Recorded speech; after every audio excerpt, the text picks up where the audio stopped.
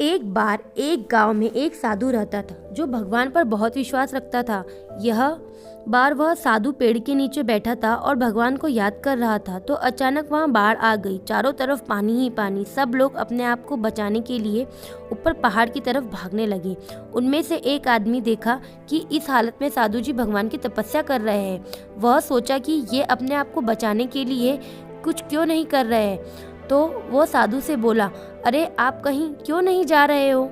आप भी तो मेरे साथ ऊपर पहाड़ की तरफ चलो, नहीं तो डूब जाओगे। साधु बोले, अरे हमें क्या होगा, भगवान की इतनी तपस्या करता हूँ, मुझे कुछ नहीं हो सकता, मुझे भगवान अपने आप बचाएगा। धीरे धीरे पानी साधु की कमर तक आ गया। अब लोग वहाँ से नाव लेकर निकलने लगे तो उनमें से एक ने साधु से कहा,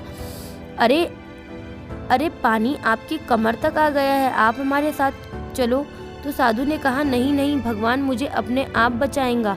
और वह नाव वाला भी वहाँ से निकल गया। कुछ देर बाद पानी इतना बढ़ गया कि साधु के सर तक पहुँच गया और अब लोगों को बचने के लिए हेलीकॉप्टर निकलने लगे। एक हेलीकॉप्टर साधु के पास आया जो कि आखिरी हेलीकॉप्टर था। साधु के पास नीचे रस्सी फेंकी और बोला, इसे पकड़ लो और ऊपर आ जाओ, नहीं तो डूब जाओगे। यह आखिरी हेलीकॉप्टर है और आपके पास दूसरा कोई रास्ता नहीं है बचने के लिए। साधु ने कहा, यह रस्सी वापस ऊपर खींच लो, आप चले जाओ, मुझे भगवान ऊपर पूरा भरोसा है, वह मुझे बचा लेगा। पानी काफी ऊपर आ गया, पेड़ डूब गया और साधु की भी डूबने से मौत हो गई। मरने के बाद साधु भगवान के पास गया और बोला, हे भगवान, मैंने पूरी जिंदगी आपकी तपस्या की है, मेरा सारा जीवन आपकी आराधना करने में लगा दिया, फिर भी इतने भरोसे के साथ इंतजार किया कि तुम मुझे बचाने आओगे, लेकिन वहाँ मेरी डूबकर मौत हो गई और तुम नहीं आए, ऐसा क्यों भगवान?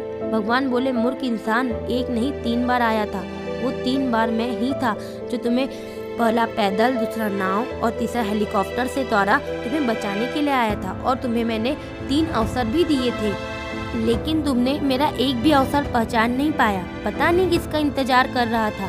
इस तरह से जिंदगी में हमें ऊपर वाला बहुत मौके देता है, लेकिन हम सब उस मौके को ठुकराकर पता नहीं किस चीज़ का इंतजार कर रहे होते हैं कि वो होगा तभी मैं करूँगा। इस बात पर अड़े रहने से एक वक्त के बाद वो मौका हाथ से निकल जाता है और हम कुछ नहीं कर पाते। तो किसी भी अच्छे समय का इंतज़ार मत करो, जो भी करना है आज और अभी से ही शुरू करो। तो आपको मेरी ये कहानी कैसी लगी आप कमेंट बॉक्स में ज़रूर बताइए और मेरे चैनल को सब्सक्राइब करिए, लाइक करिए। तब तक के लिए जय हिंद, जय भारत। मिलते हैं